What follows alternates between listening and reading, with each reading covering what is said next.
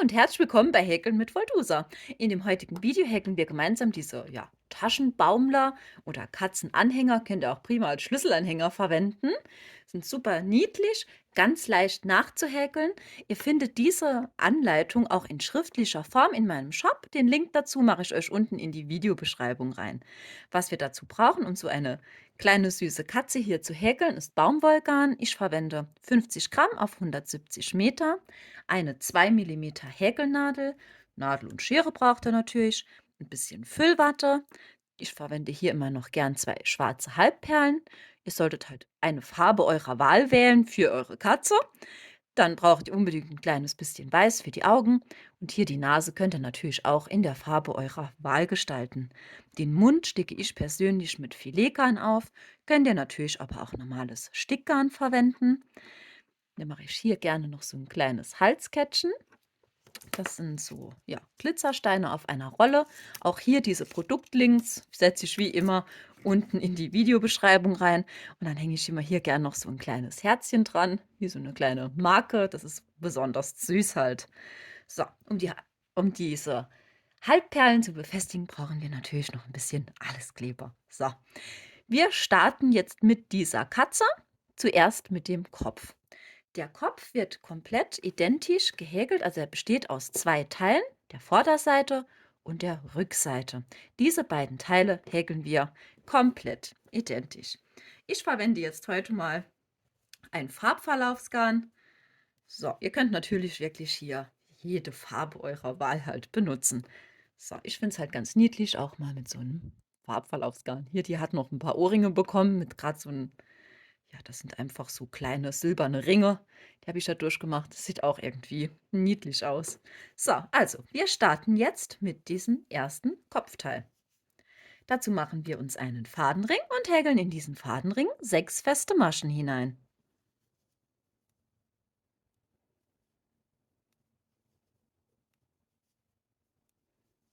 So, ist das geschafft? Finger rausziehen und den Fadenring zuziehen. Der nächsten Runde hier geht es jetzt weiter, dass wir jede Masche verdoppeln. Das bedeutet, wir häkeln immer 2 feste Maschen in eine Masche hinein und kommen somit auf 12 feste Maschen insgesamt.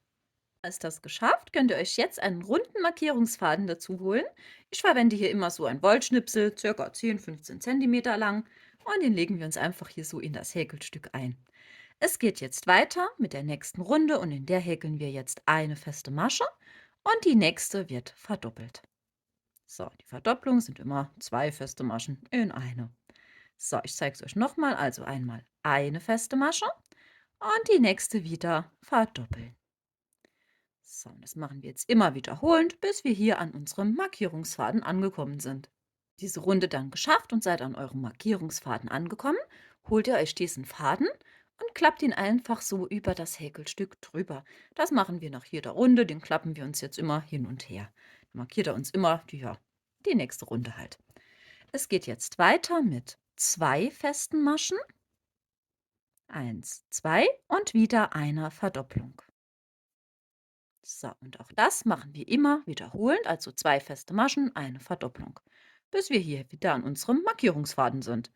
In der nächsten Runde, ich sage es euch direkt, geht es dann weiter mit 3 festen Maschen und einer Verdopplung. Auch das immer wiederholend. Ich mache jetzt mal schnell diese 2 Runden und dann sehen wir uns gleich. Hier bin ich wieder zurück. Ich habe jetzt diese beiden Runden hier fertig gehäkelt. Also meine letzte war jetzt hier mit 3 festen Maschen und einer Verdopplung. Wenn ihr jetzt soweit seid, starten wir jetzt noch mit einer Runde hier dazu, mit je einer festen Masche in jede Masche. So, also ihr häkelt also überall je eine feste Masche rein. Eine Runde lang. Das geschafft. Beenden wir jetzt die Arbeit mit einer Kettmasche in die nächste Masche. So, jetzt bei diesem ersten Teil, also das ist Vorderteil oder Rückteil, das ist noch ganz egal, das bestimmen wir erst später. Auf jeden Fall bei einem Teil davon lasst ihr den Faden nachher ein richtig gutes, langes Stück, weil einen Faden brauchen wir noch, um das Ganze nachher miteinander halt anzunähen. Hier jetzt bei dem ersten lasse ich wirklich so ein kurzes Stück, das ist noch egal. Markierungsfaden kann raus. Hier diesen Anfangsfaden, den drehe ich mir immer so ein bisschen ein und lasse den nachher mit so in die Füllung verschwinden. Genauso wie hier diesen Faden einfach ein bisschen stramm ziehen und so nach innen klappen. So, ihr häkelt jetzt komplett dieses Teil identisch noch einmal. Wie eben schon gesagt, hier diesen letzten Faden richtig gutes langes Stück erstmal lassen. So, ich mache das auch mal schnell und dann bin ich gleich wieder da. Hier bin ich wieder zurück. Ich habe jetzt mein zweites Teil hier auch fertig gehäkelt von diesem Kopf.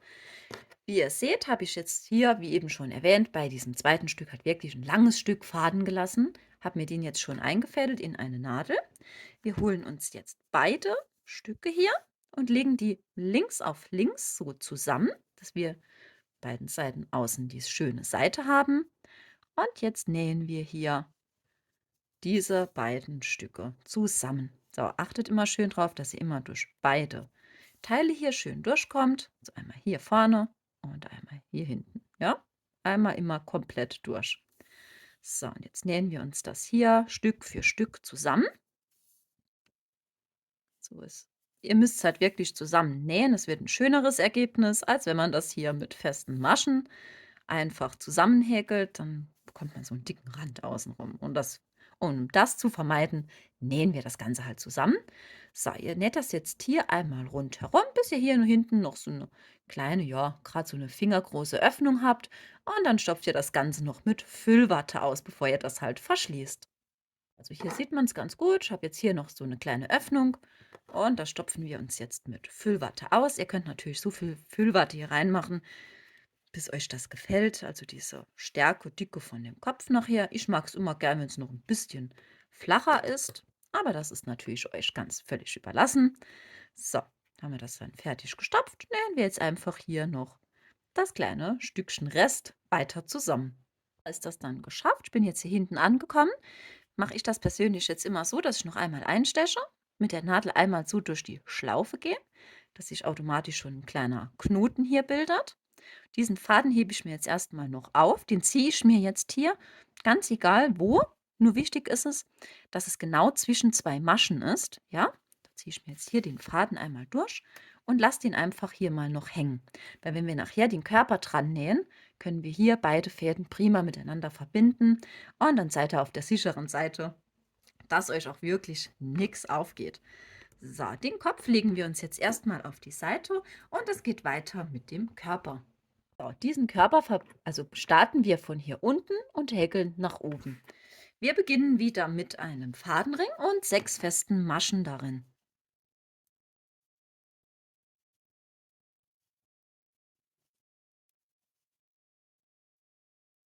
Finger rausziehen und Fadenring zuziehen. Es geht wieder weiter hier mit je einer Verdopplung in jede Masche. Also wir häkeln immer 2 feste Maschen in jede Masche und kommen wieder auf eine Rundenanzahl von, also Maschenanzahl, nicht Rundenanzahl, von 12 insgesamt, 12 festen Maschen. Anschließend legen wir, wenn diese Runde hier geschafft ist, unseren Markierungsfaden wieder ein und es geht weiter mit einer festen Masche und die nächste wird verdoppelt. So, immer wiederholend. Eine feste Masche und eine Verdopplung. Bis wir an unser runden Ende. Auch das geschafft. Folgen nun insgesamt 3 Runden, je eine feste Masche. Wir häkeln überall eine feste Masche hinein und das Ganze halt 3 Runden insgesamt. So, hier bin ich wieder zurück. Ich habe jetzt meine 3 Runden hier gehäkelt.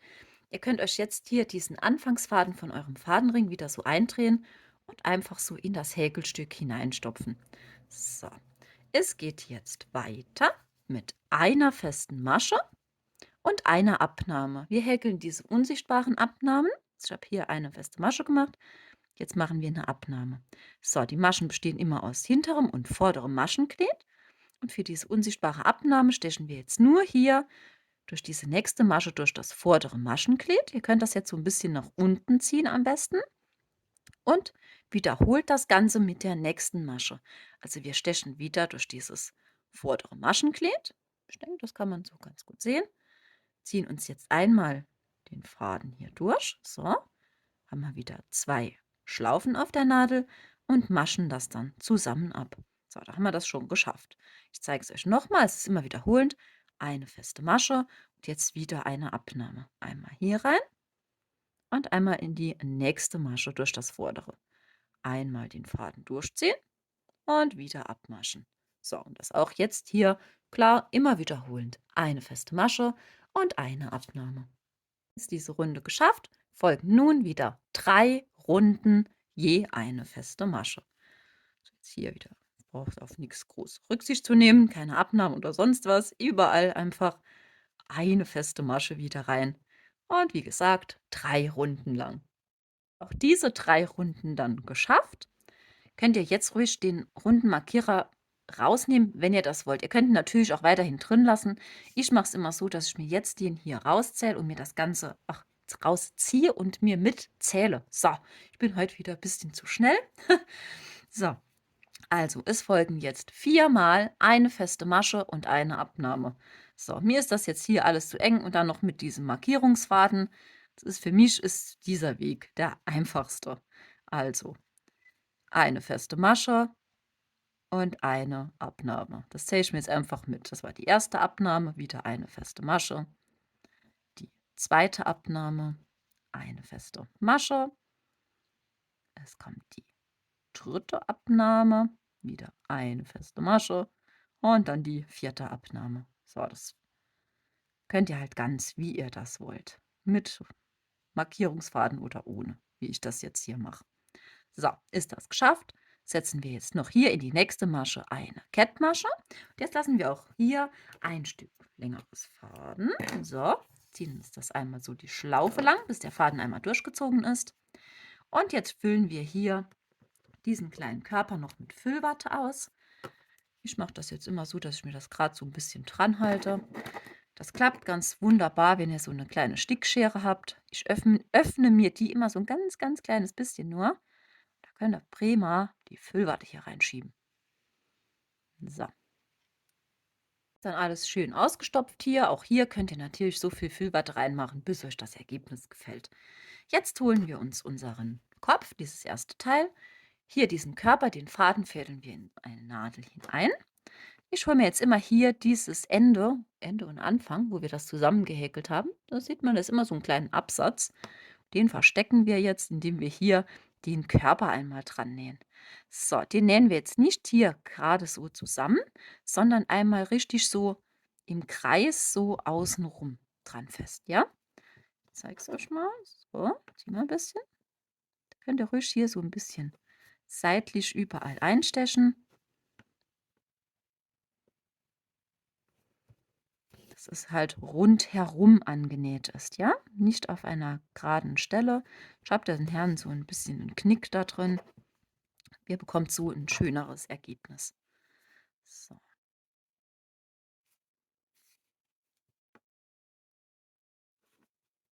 Ich bleibe jetzt mal gerade hier bei euch, um euch das noch zu zeigen, wie ich das jetzt eben gemeint habe, mit diesem ersten Faden von dem Kopf. So, das sind ja hier wirklich nur ein paar Stiche. So, jetzt haben wir das schon dran. Wenn ihr dann hier einmal außenrum das Ganze festgenäht habt, führt ihr euch jetzt den Faden hier durch durch diesen gleichen Zwischenraum, wo wir eben den ersten Faden hier rausgezogen haben. Ziehen wir uns jetzt hier diesen Faden vom Körper halt. Und jetzt habt ihr nämlich die Möglichkeit, dass ihr hier beide Fäden wunderbar miteinander mit einem Doppelknoten verknoten könnt. So. Wenn wir jetzt hier durch diese gleiche Zwischenraum wieder einmal einstechen, ganz beliebig irgendwo rauskommen und ein bisschen dran ziehen, schwupps, ist hier schon der Knoten dann in diesem Kopf verschwunden. Ne? Das machen wir mit dem zweiten Faden auch. Und da braucht ihr auch wirklich keine Sorge zu haben, dass hier irgendwas aufgeht. So, zack, der zweite Faden ist auch weg. Abschneiden das Ganze und dann habt ihr das hier perfekt dran. So, wir machen jetzt weiter mit den Armen und mit den Beinen. Um euch das kurz zu erklären, wir häkeln hier diese Hand oder Füße. Das ist immer das Gleiche, also die Anleitung für Arme und Beine ist die identisch. Der einzigste Unterschied, wo da dran liegt, ist hier, bei den Armen machen wir nachher eine Luftmaschenkette mit 7 Maschen und bei den Beinen je 10 Maschen. Das ist der einzigste Unterschied. So, häkeln wir jetzt hier. Starten wir erstmal mit der Hand von unten nach oben, ja? So. Mit 6 festen Maschen in einen Fadenring.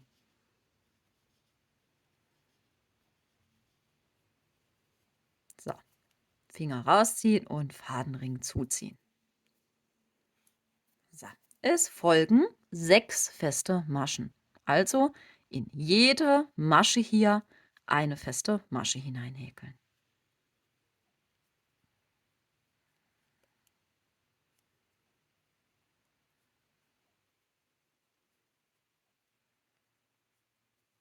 So, 6 feste Maschen. Jetzt zieht ihr hier ordentlich an eurem Anfangsfaden, dass das gut stramm ist. Und den kürzen wir uns jetzt knappkantig hier ab. Und dann können wir nämlich das Häkelstück noch wunderbar einmal wenden. Da haben wir direkt die schöne Seite außen. Seht ihr? Es folgen nun 2 Abnahmen. Jetzt häkeln wir aber keine unsichtbaren Abnahmen, sondern wir stechen wirklich hier komplett durch diese Masche einmal ein, durch die nächste, ziehen uns den Faden einmal, halten den Finger hier fest, gehen in die nächste Masche, wieder Faden holen. Da haben wir 3 Maschen, Schlaufen auf der Nadel und maschen das einmal zusammen ab, ja? Und das Ganze noch einmal. Also einmal einstechen, Faden holen, festhalten, bisschen das hier so ein bisschen drehen, dreht euch das zurecht, geht durch die nächste Masche, wieder den Faden holen, dass ihr wieder 3 Schlaufen habt und mascht zusammen ab.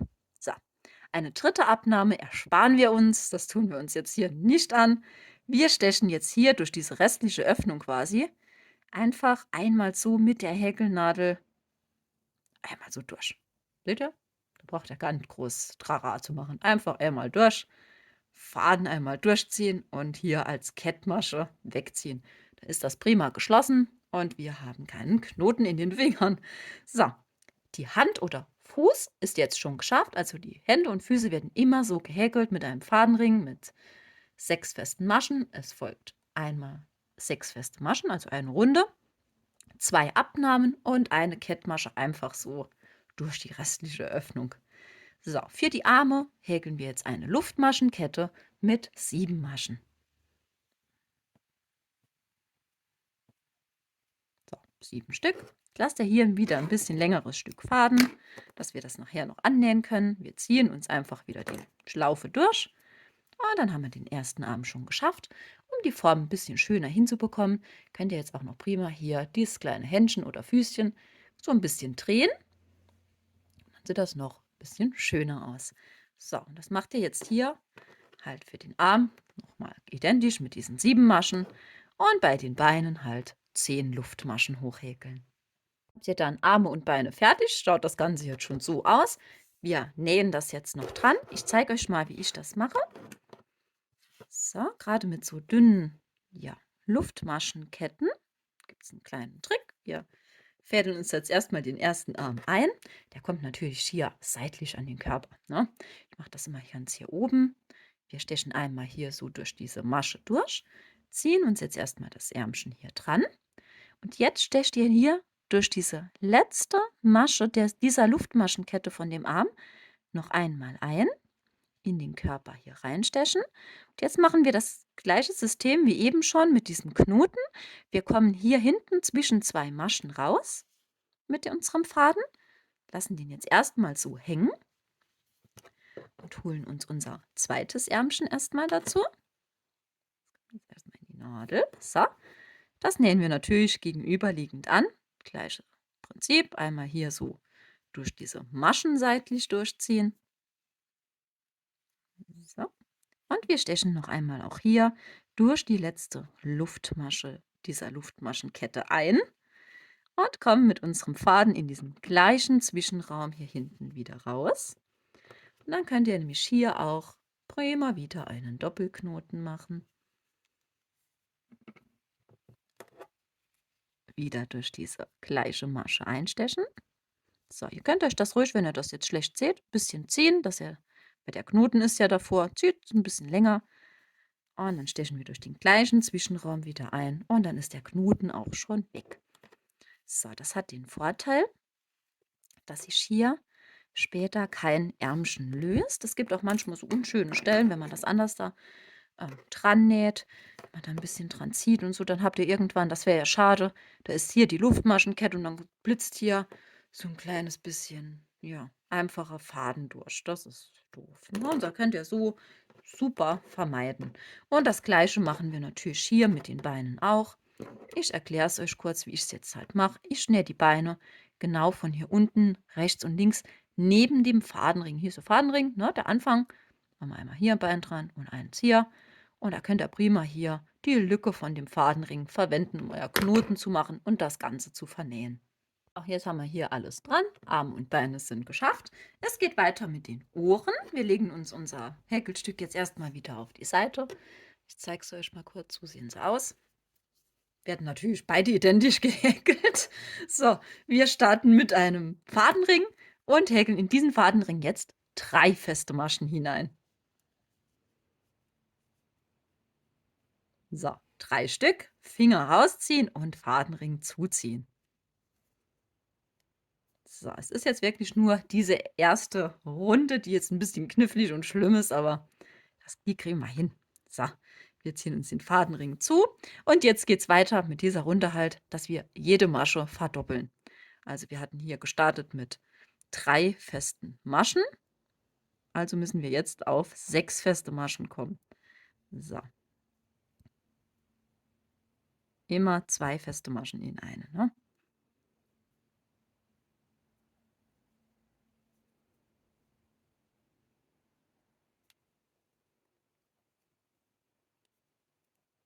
So. Dann zieht ihr euch diesen Anfangsfaden wieder gut stramm. Wir kürzen uns diesen etwas und stülpen uns jetzt, also wenden das Häkelstück einmal auf die schöne Seite. So, es ist jetzt wirklich einfacher, wenn ihr das genauso macht wie ich und euch das Ganze mitzählt. Statt jetzt hier einen Markierungsfaden einzulegen, dann, ja, macht man sich selbst hier verrückt. Es geht jetzt leichter. Wir häkeln 3-mal eine feste Masche und eine Verdopplung. So, also eine feste Masche. Es folgt die erste Verdopplung. Verdopplung ist ja jetzt klar, immer 2 in eine. So, das war die erste, wieder eine feste Masche. Dann die zweite Verdopplung, eine feste Masche und die dritte Verdopplung. So, habt ihr das dann geschafft? Folgen jetzt noch einmal 9 feste Maschen. Also in jede Masche eine Masche hineinhäkeln.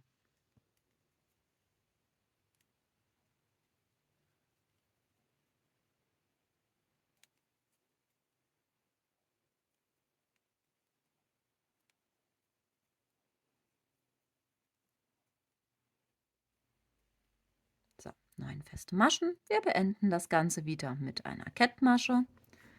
Lasst auch hier jetzt wieder ein längeres Stück Faden, wenn ihr das abschneidet. Wir ziehen uns einfach die Schlaufe wieder durch. Holen uns unsere Nadel.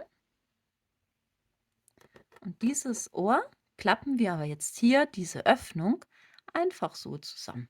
Ja?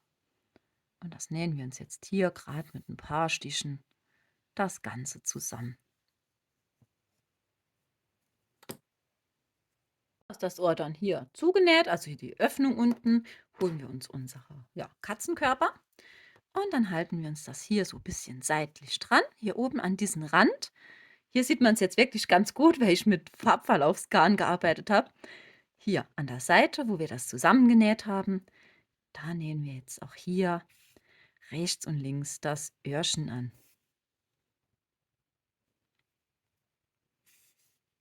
So, jetzt immer hier mit geraden Stichen das Ganze befestigen.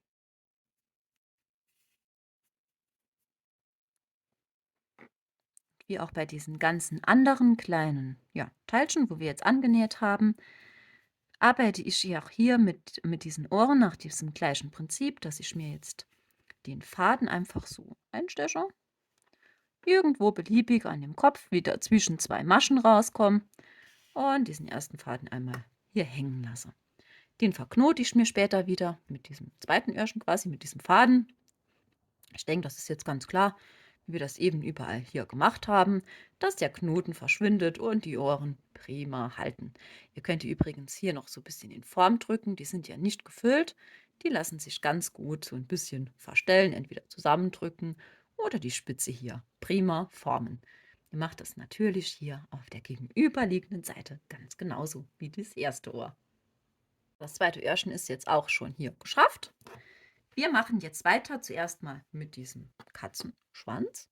So, hier ist er. Den häkeln wir jetzt direkt an. Jetzt müsst ihr euch natürlich für eine Seite entscheiden. Ne? Entweder ist es die oder die.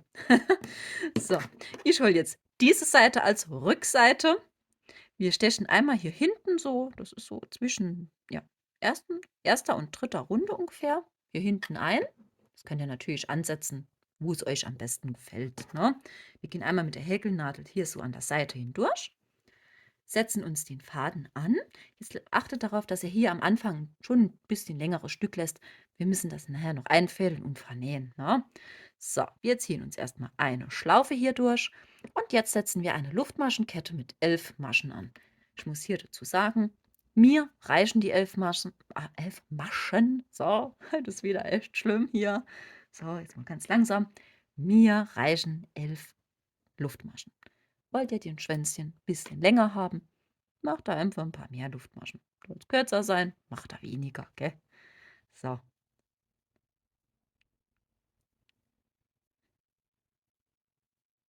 ich habe jetzt 11 Stück.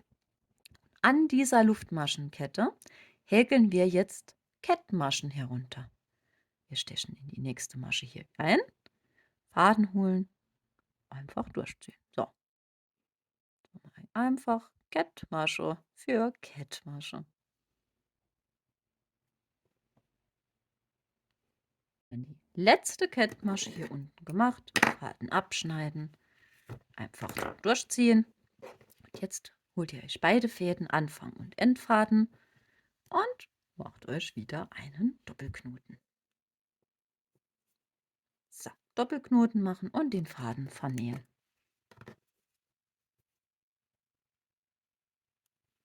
So, die könnt ihr einfach direkt hier nebendran einstechen. Irgendwo beliebig an dem Katzenkörper rauskommen und einmal durchziehen.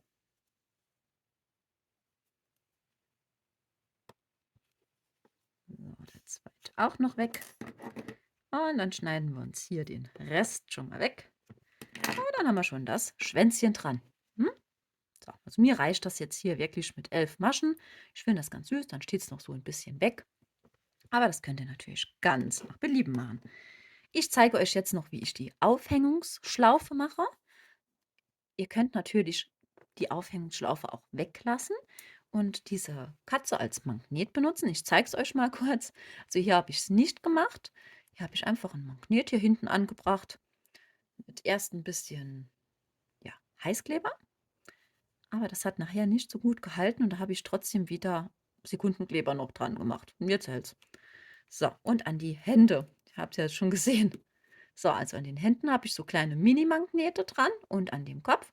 Und dann hängt die Katze so mit ja, ausgestreckten Armen an meinem Kühlschrank. Das sieht wirklich genial aus. Ich zeige es euch mal später oder halt auf meinem Instagram oder Facebook-Profil. Da könnt ihr mal gucken. Da mache ich Bilder hoch. So, ich zeige euch aber jetzt die Variante mit der Schlaufe natürlich auch noch. So, für die Schlaufe stecht ihr einfach hier oben an diesem Kopf wieder genau an diesem Punkt, den wir alles zusammengenäht haben, einmal mit der Häkelnadel ein. Jetzt mal lasst ihr wie eben bei diesem Schwänzchen den Anfang ein bisschen länger, dass wir das einfacher verknoten und vernähen können.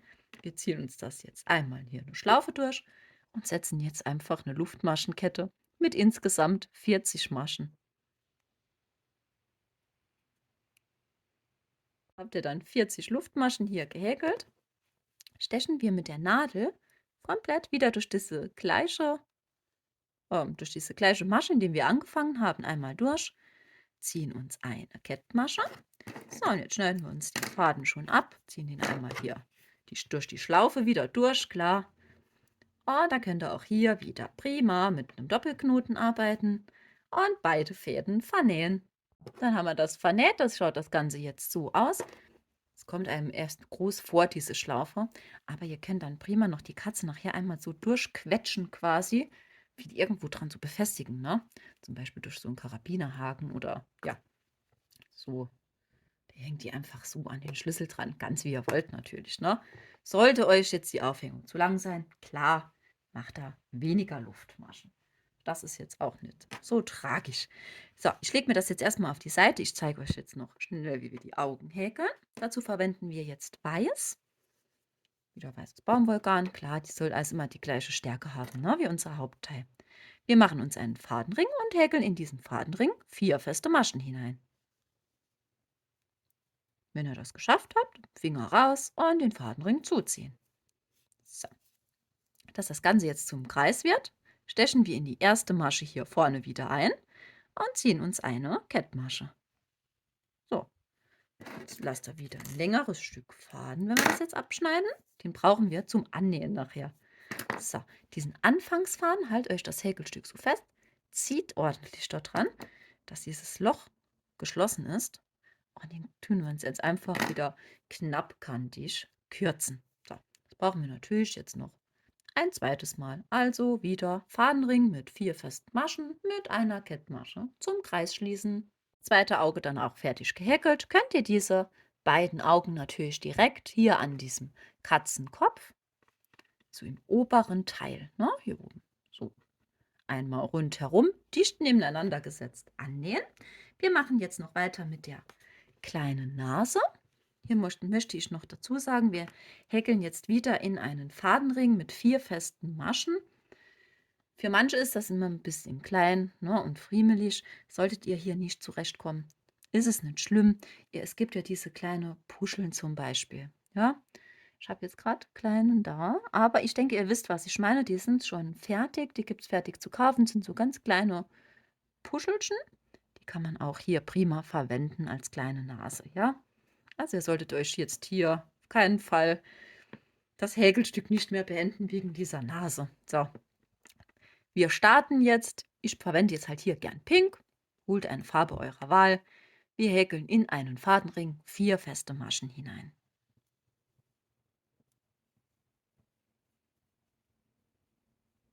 So, 4 Stück, Finger rausziehen, Fadenring zuziehen.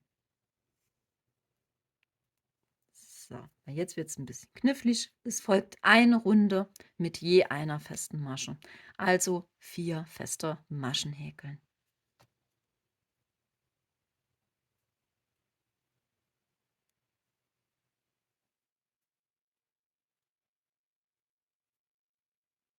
So, 4 Stück. Wir ziehen uns diesen Anfangsfaden wieder ordentlich stramm, kürzen uns das knappkantig ab. Den Faden auch hier jetzt wieder ein bisschen länger lassen und abschneiden. Ziehen wir uns jetzt einmal hier durch. Und jetzt müssen wir dieses Häkelstück natürlich noch wenden. So, und das habe ich jetzt damit gemeint. Das ist schon ein bisschen, ja, knifflig, ne? Man bekommt es schon hin mit Ruhe und Geduld. Ihr könnt euch auch immer noch die Stickschere so ein bisschen als zur Hilfe nehmen, dass ihr das besser gedreht bekommt. Wenn ihr das dann soweit alles geschafft habt, fädeln wir uns den Faden wieder in die Nadel ein.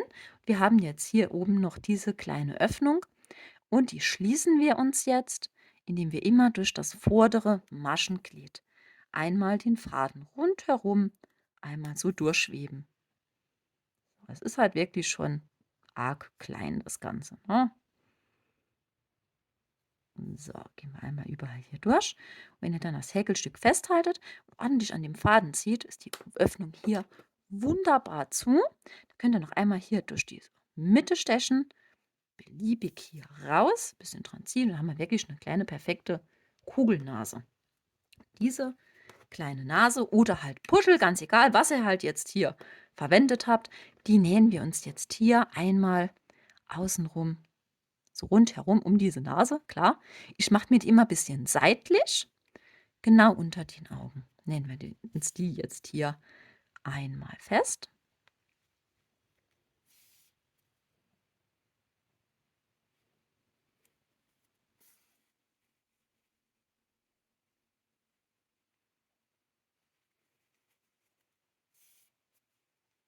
So, wenn wir dann jetzt hier einmal rundherum sind, da stechen wir noch einmal ein und machen nach diesem Prinzip, dass wir uns eine Schlaufe ziehen und wieder mit der Nadel durch diese Schlaufe gehen.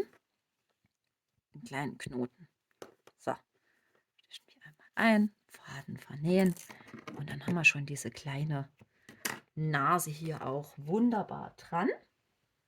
Jetzt müsst ihr natürlich entscheiden, ja, welche Farbe eure Katze hat. So ist es jetzt eher ein hellerer Ton. Verwenden wir, klar, schwarz zum Aufsticken, hier von der Schnauze und den Schnurrhaaren. Solltet ihr ja eine dunkle Katze gemacht haben, wie jetzt hier in schwarz halt, benutze ich weißes Stickgarn. Ja, das müsst ihr halt jetzt individuell euch anpassen. Ich verwende, um sowas aufzusticken, lieber immer eine spitze Nadel. So, und starte nach diesem gleichen Prinzip, wie wir das immer hier überall gemacht haben, immer zwischen zwei Maschen. Da können wir besser den Knoten nachher wieder setzen. Wir fangen an, dass wir jetzt erstmal hier genau in der Mitte, zwischen diesen Augen unter der Nase, seht mal, mit der Nadel rauskommen. Da ziehen wir uns erstmal ein Stück. So, und jetzt machen wir eine ganz große Schnauze hier. Also ich gehe wirklich über mehrere Reihen. Steche ich einmal hier unten ein und dann kommen wir hier so seitlich raus, wo das erste Schnurrhaar hin soll. So, einmal. Und hier könnt ihr natürlich auch die Größe wählen oder Länge halt, was euer Schnurrhärchen hier haben soll. Ich mache jetzt immer hier bei dem ersten so 3 rein und hier so circa 4. Kommen wir hier genau gegenüberliegend nochmal raus und machen das Ganze natürlich hier auf der gegenüberliegenden Seite genauso. So sind wirklich nur einfache gerade Stiche. So, einmal hier rein. Und wenn wir das geschafft haben, führen wir uns diesen Faden hier hinten wieder raus, wo wir eben angefangen haben. Verknoten das und vernähen das Ganze. Habt ihr euer Gesicht dann hier fertig aufgestickt und alle Fäden sind vernäht, kleben wir uns jetzt noch die schwarzen Halbperlen auf. Ich verwende hier immer dieses Rondell, der Links immer wie gehabt und mit der Videobeschreibung. Ich verwende die kleinste Größe hier gerne. Wir machen uns so ein bisschen Alleskleber hier drauf. So, hier benutze ich immer gern dieses Gel. Das ist nicht ganz so eine riesen Kleckerei. Gehe ich mit der Stickschere, mit der Spitze, gerade so ein ganz kleines bisschen Kleber hier dran machen. So gehen wir hier rein. Holen wir uns so eine schwarze Halbperle und dann kann man die nämlich prima hier aufnehmen. Wir können natürlich auch einen Zahnstocher oder irgend sowas verwenden. Ne? So, dann drücken wir uns die Halbperlen dran. Ich finde immer, das ist immer der schönste Moment, weil es dann einfach, ja, direkt 100% süßer. So, die Katze ist jetzt soweit fertig. Ihr könnt das Ganze natürlich jetzt noch wunderbar aufhübschen. Ihr könnt entweder eine kleine Schleife hier dran häkeln oder einfach ein Band hier um den Hals drum legen. Ich habe das halt hier immer gern mit dieser, ja, das ist so eine Kette, die ist auf einer Rolle, immer alles voll mit Glitzersteinen. Die kann man sich wunderbar, ich weiß, man sollte es nicht tun, ne? Ich mache es trotzdem, es hat bis jetzt noch nicht geschadet. Man kann mit der Stickschere hier wunderbar das zwischen diesen Gliedern abschneiden, dass das funktioniert. Ich will, es sollte jetzt kein Tipp sein, ne? Tut euch nicht die Schere ruinieren wie ich, aber es funktioniert, es geht wirklich ganz leicht. Wollte ich euch damit nur zeigen. Könnt ihr euch Stückchen abschneiden und hier einmal außen rumlegen. Ich fixiere mir das hier immer gern mit ein bisschen Heißkleber. Das klappt ganz gut. Bis kleiner Punkt Heißkleber hier hinten an den Nacken. Einmal das Band drumlegen, kürzen und habt dann ein super schönes Glitzerband. Also es macht ordentlich was her. Und hier diese kleinen Anhänger. Ich denke, das haben auch schon ganz viele zu Hause. Den nähe ich mir einfach mit ein bisschen, ja, Nägern hier an dieses Glitzerband halt dran. Ich finde, das gibt einen besonders süßen Effekt, wenn das noch so ein bisschen glitzert. Hier am Anfang hatte ich euch ja gezeigt, da hatte ich dieser Katze, die hat noch 2 Ohrringe verpasst bekommen, ne? Sieht auch ganz witzig aus. Ihr könnt eure Katzen natürlich gestalten, wie ihr möchtet. Manche von euch kennen vielleicht auch schon die Kantenhocker-Katze. Ich zeige es euch mal. So, die war, ich glaube, Anfang des Jahres hatten wir die gemacht. Und ich fand die so süß. Ja, man kann sie halt schlecht als Schlüsselanhänger benutzen. Also habe ich, wir müssen jetzt unbedingt hier eine schwarze Katze als Schlüsselanhänger machen. Ne? haben wir ein bisschen verändert, diese Anleitung. Aber was ich euch zeigen möchte, ihr könnt auch prima mit Stickgarn auch hier diese Katzen aufhübschen. Das sieht so toll aus. Das sind einfache, gerade Stiche. Wenn ihr das gerne nachmachen wollt, könnt ihr mal hier in dieser Anleitung nachschauen von diesem Katzenkantenhocker. Und die habe ich auch einfach so in Band einfach drum gewickelt mit ein bisschen Stickern. Sieht auch toll aus. So, und euch fällt es bestimmt schon auf, wie diese Katze hier wunderbar glitzert. Die habe ich noch mit, ja, sehr, sehr vielen schwarzen Hotfix-Steinen, so diese Glitzersteine, die heiß werden mit diesem Applikator. Auch dazu haben wir hier ein Video schon. Wenn man das, also jemand, wo das jetzt noch nicht kennt, kann gerne mal nachschauen mit dem Hotfix-Applikator. Das ist genial. Da habe ich hier ganz viele schwarze Glitzersteine dran gemacht. Werde ich hier auch in den Katzen unbedingt auch noch ausprobieren, sowie diese kleine Stickereien. Ne? Ich finde es mega zuckersüß.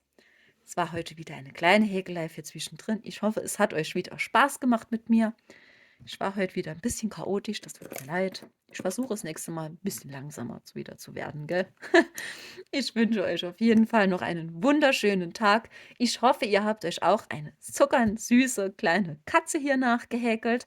Zeigt mir gerne eure Bilder, entweder auf Instagram oder in meiner Facebook-Gruppe Häkeln mit Voldusa. Freue ich mich immer riesig drüber. So, und ich freue mich natürlich auch schon auf das nächste Video. Bis bald. Tschüss.